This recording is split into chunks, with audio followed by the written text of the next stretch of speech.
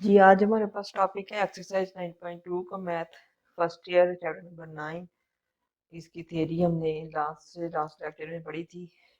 अब हम जो है वो इसको मशक करके प्रैक्टिस करेंगे उस थ्योरी की। ठीक है, क्वेश्चन नंबर 5 4 है आज हमारे पास। 1 2 3 हमने लास्ट वीडियो में कर लिए।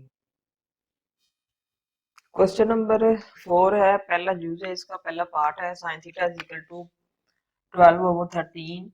ये एक वैल्यू हमें दे दी है, बाकी वैल्यूज हमें फाइंड आउट करनी है। और क्वेश्चन की स्टेटमेंट भी यही है कि remaining values of trigonometric function find out करें। दो चीजें हमें दे दी गई हैं, एक तो हमें ये बताया गया है कि एक ट्रिग्नोमेट्रिक फंक्शन की वैल्यू क्या है, दूसरा हमें ये बताया गया है कि उसका टर्मिनल आर्म जो है वो फर्स्ट कोऑर्डिनेट में है। अच्छा जी, कोऑर्डिनेट बताने का मतलब क्या है? कोऑर्डिनेट बताने का मतलब ये है कि वो पॉजिटिव है या नेगेटिव है। ठीक है, तो फर्स्ट कोऑर्डिनेट में ऑल पॉजिटिव होते हैं, इसलिए इसकी तमाम वैल्यूज जो है वो पॉजिटिव आएंगी हमारे पास।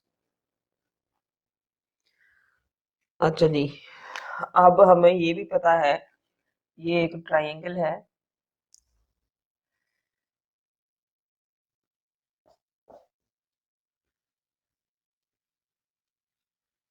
ठीक है, इसमें हमें उसने साइन थीटा दिया है 12/13 और हमें पता है कि जो साइन थीटा होता है वो ऑल्टीट्यूड और हाइपोटेनस के रेशियो होती है। इसका मतलब ये है कि जो ऑल्टीट्यूड है वो मेरे पास है 12 और जो हाइपोटेनस है वो मेरे पास है 13। मैंने क्या मालूम करना है? बी।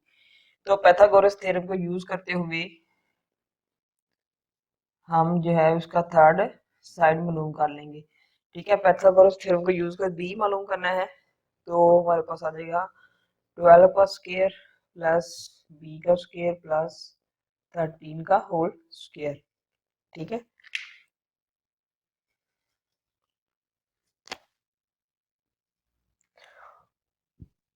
12 का स्क्वायर 144 प्लस बी का स्क्वायर 169, 13 का होल स्क्वायर होता है। ठीक है, तो अब यहाँ से हम बी का स्क्वायर एक साइड पर कर लेते हैं। 169 में से 144 को आपने सब्ट्रैक्ट करना है, तो क्या आएगा जी? 5 और 2, तो b का square 25। This implies b is equal to 5। Square है तो स्क्वायर को खत्म करने के लिए हम स्क्वायर रूट ले लेते हैं दोनों साइडों पर। तो मेरे पास थर्ड साइड b आ गई है, वो कितनी है? 5। ठीक है, अब हम जो है इसकी तमाम वैल्यूज जो है वो निकाल सकते हैं। ये मेरे पास फाइंड आउट हो गया है 5। अब मुझे पता है कि जो cos थीटा है वो क्या होता है? Base over hypotenuse. और जो टेन थीटा होता है वो क्या होता है? वो मेरे पास ऑल्टीट्यूड ओवर बेस। इसी तरह सीकेंड थीटा को सीकेंड कॉस का उलट होता है, तो ये सी ओवर बी हो जाएगा। तो सीकेंड थीटा साइन का उलट होता है, तो वो हो जाएगा सी ओवर ए। और कॉट थीटा जो है वो टेन का उलट होता है, वो बी ओवर ए हो जाएगा हमारे पास। ठीक है, तो यहाँ हम इनकी तमाम वैल्यूज पुट कर देंगे और हमारे पास इसकी वैल्यूज आ चुकी है। हमारे पास तीनों आ चुके हैं, ए बी और सी। ठीक है, तो हम इनकी वैल्यूज लिखते हैं। cos थीटा किसके बराबर हो जाएगा? 5/13। साइन थीटा तो पहले मुझे पता है 12/13। और टेन थीटा आ जाएगा मेरे पास ए ओवर बी 12/5। तो इन्हीं के उलट भी लिखनी है हमने, तो इसका उलट आ जाएगा मेरे पास सीकेंड थीटा 13/5। इसका उलट आ जाएगा मेरे पास तो सीकेंड थीटा 13/12। और इसका मेरे पास आ जाएगा कॉट थीटा 5/12।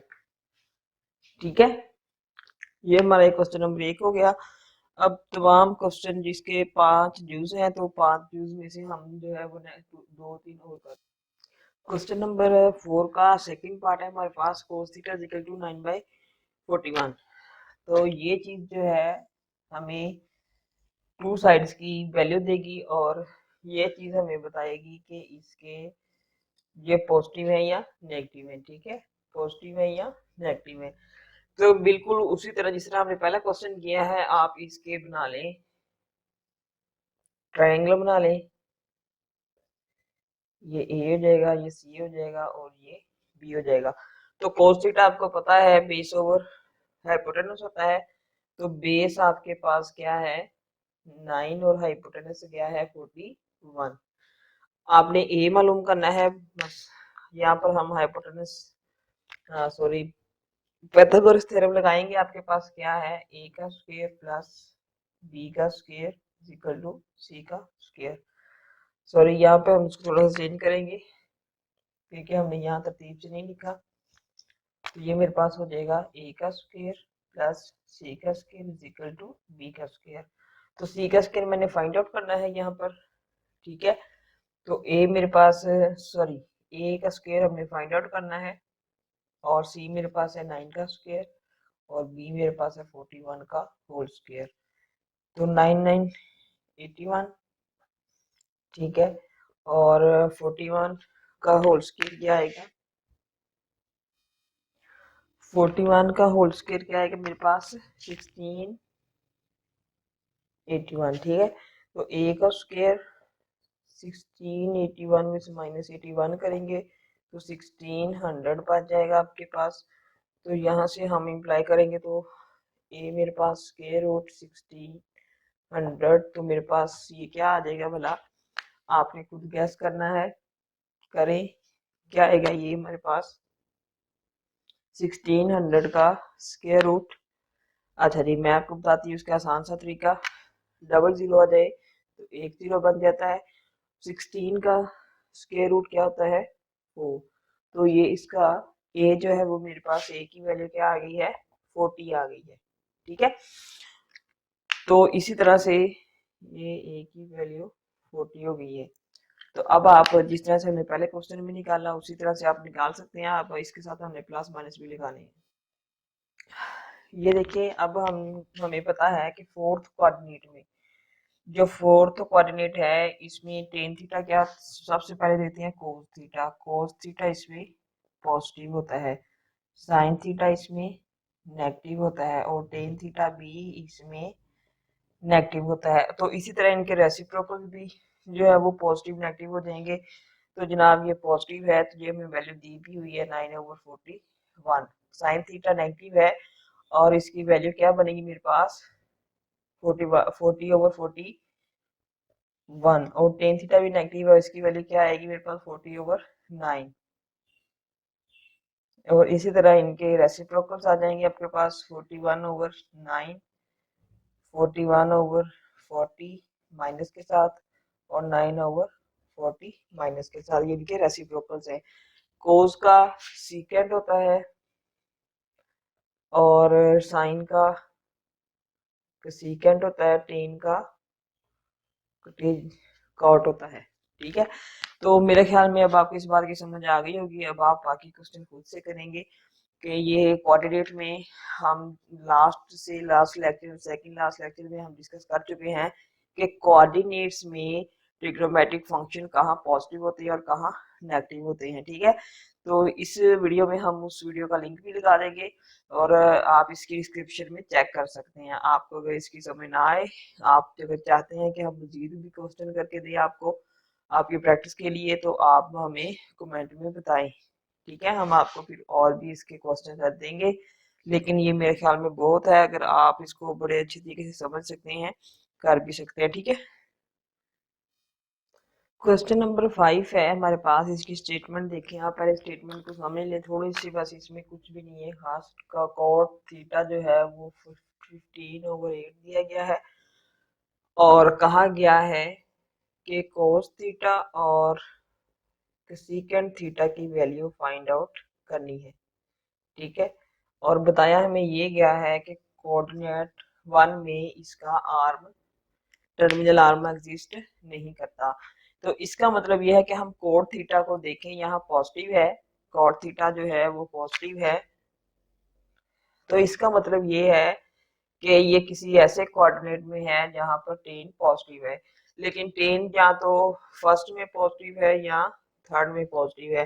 तो उसने ये बता दिया है कि क्वाड फर्स्ट नहीं है, तो ये कहाँ पॉजिटिव होगा, थर्ड कोऑर्डिनेट में पॉजिटिव होगा।